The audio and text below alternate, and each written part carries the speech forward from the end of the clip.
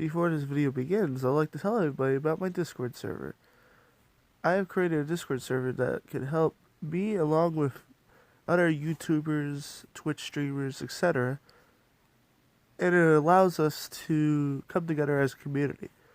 As you can tell, I had put some time into it, so you guys can interact with each other outside of my YouTube channel.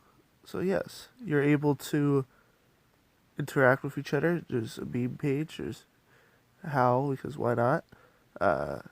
You can also put your lives, your YouTube videos, your Twitch, your Mixer, and your caffeine lives in here. Nope, wrong category. And then you can also put your social media if you're somebody that posts your social media from your for announcements and whatnot. I've created an instant link, so I'll post that in my next video for you guys to join. Hope everybody has a wonderful day, and hope you all enjoy the video. See ya! So 5 here. Today I am doing a how-to video on how to play Steel and Flesh. I've actually been asked by a couple people on how to basically generally play Steel and Flesh, so I figured to take a break from some of the action, I would go over some of the things on how to get started in Steel and Flesh. Okay, so one of the basic things that I always do before I start anything is I edit my character. See, there's all different types of hairstyles and whatnot that you can do. You can do male or female, which obviously I go with male because I'm very masculine. Yes, and you can see side view, so you can look at the hair and stuff. You can also edit the beard, the type of head that your person has, the tattoos and stuff on their face, and yeah, and overall color of your hair and your beard. So that's the one thing. Along with that, you can also check your current level, power, accuracy, leadership, and defense, which, as you can tell, I'm getting really close to being maxed out, except for my leadership, because I don't really need that much. So, okay. And from here, you can also, now here, this is very important. Depending on your difficulty, these will be either going really low or really high. Since I am on low difficulty, my food stocks and my fighting sprint will not go down really. The only reason why I'm playing on this difficulty because the game's already hard as it is. But if you guys want me to play a game through of me on the highest level of difficulty, I could try, but it's going to be really difficult. But the one thing that is effective is my squad stamina, which if I were to be playing, squad stamina would make your men basically disband from your unit, and you'd have to buy units again. Okay, so some of the things on the bottom, you have the menu that takes you to the main menu. Oh, I just got money. Off with is I always go to the map to check. You're able to choose at the beginning of the game what lifestyle you're able to choose, which I did lumberjack so that I could sell wood. You could choose farmer, etc., soldier, and you basically pick out which region you could be in. I recommend being in any area that you can get archers, so being in England, what are they called? I think they're gone now, I don't think we have them. Around this region right here, which I believe was the Mongolian, but I think they were pretty much destroyed, except for they have 3 villages right now, on my campaign map anyways.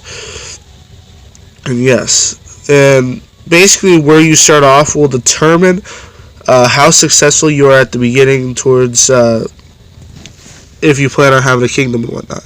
The next thing I always do is I try to get my squad filled, which the best way to do that is, okay, so you got these options. Recruit soldier is where you can get either normal peasants in the recruit soldiers tab, which there are only 5 coins. You can go to tavern. That means basically any random men that is generated, so you can hire them. They're usually more expensive in the tavern, so I usually at the beginning stay away from the tavern unless it is necessary. And then after that, if you have a kingdom, you could go into creative soldiers and recruit your own custom soldiers that you made, which I made all of those. I tried to stay along the lines would be in Japanese, but it didn't really work out well. And then you have hire a trainer, which once you are have a decent amount of money, you use hire a trainer to basically train your men so that you can make them stronger. So in here, if you click on squad, right, most of the time you have the up arrow for squad, which means that you have units that are able to be promoted to a higher rank. So what you do, you'd scroll down, you go across, and usually depending on the type of foot soldier, like these guys I cannot make into horsemen. Horsemen are usually at the end levels are stronger than your normal foot soldiers. So if you have extra money to upgrade them till elite knight, mounted knights, they are probably the best in the game. It also depends on the faction of the type of knight they are, because they'll have different armors which make that are stronger and whatnot. Yeah. So another thing that you're able to do, which I'll do a little example of this, is buy land. I don't really do this because it's very costly at beginning game. I also don't really I'm not doing it right now because you don't really get much from it.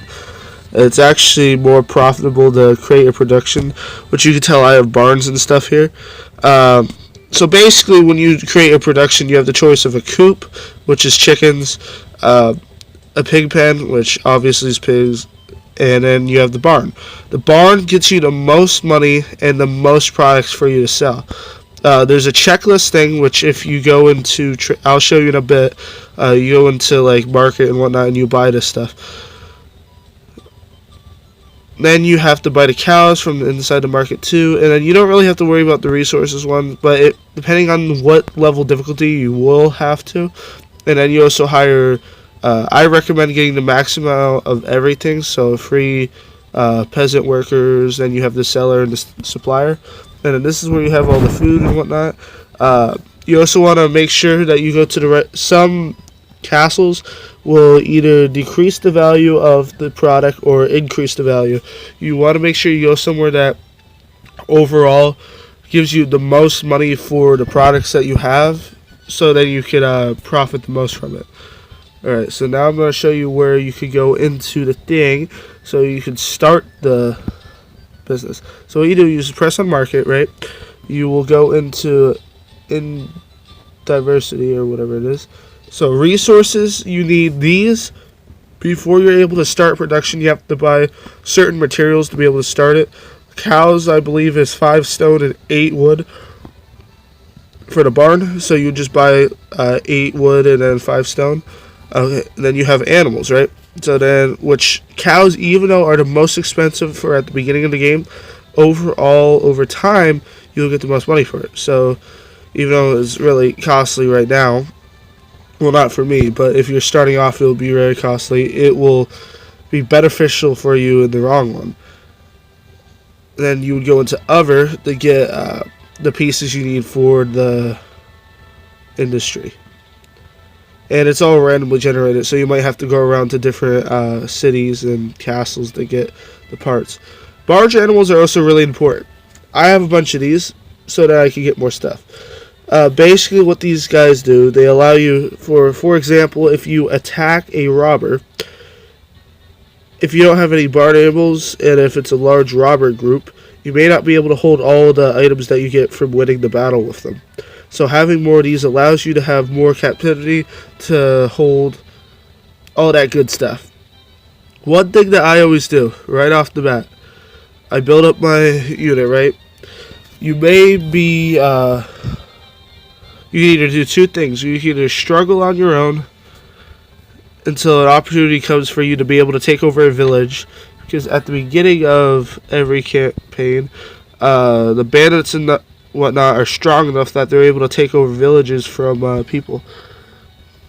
So you can either take a village from one of those, which I sometimes do when I play at the beginning, or you have an oath with a faction.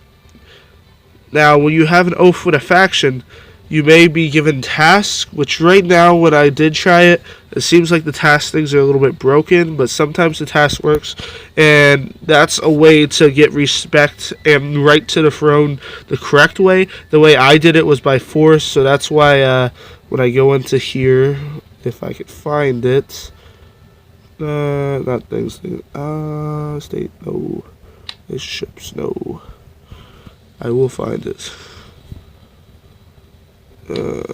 Yeah, I'll find it later. But basically, there's a meter to the right to the throne and whatnot. And basically, the higher that is, the more likely men are gonna listen to you and whatnot. But my men have been listening to me because how much land and stuff I've been taking over. Okay, so a thing that I've been wanting to show people, which is really good at the beginning of campaigns and what, before you start your own kingdom and whatnot. If you want elite soldiers and you don't feel like paying for them, sometimes you might have to pay a little bit of money, but it's well worth it. It's a lot cheaper if you go into town and then you stroll around the city. So basically what this allows you to do is you're able to go around and then it's randomly spawned. There's a bunch of soldiers that come up. They're either going to be peasants, archers, elite swordsmen, elite spearsmen, etc. But this is a way that you could also go around and let's see if I can get somebody and build a decent squad right off the bat. I am not hiring that peasant. See, like this guy right here. Say something. Okay, he does not have time to talk. Alright, fair enough. This guy might join me. So, you want to join my squad? Yeah, see, he agreed because he knows me. So yeah, he joined me. So that's an example on how to do it. I figured I'd show you guys that because somebody's been telling me I could get squad members from that.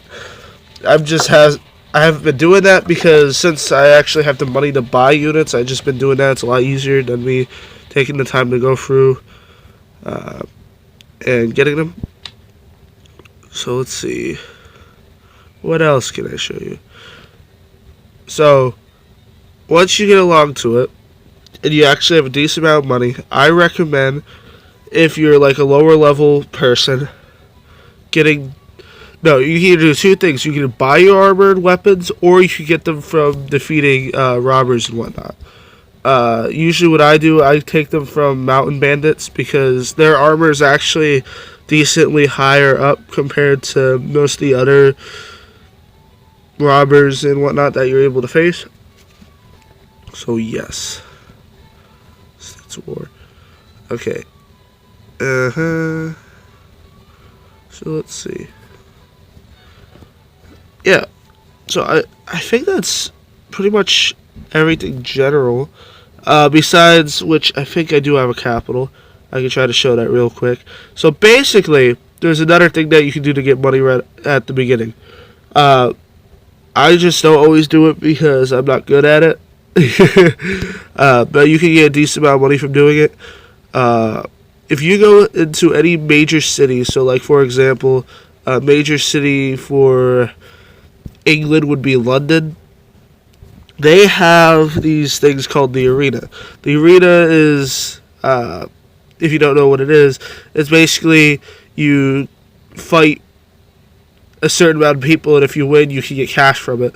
But in Steel and Flesh, you have to win at least like maybe two or three rounds until you actually get a decent amount of money from it.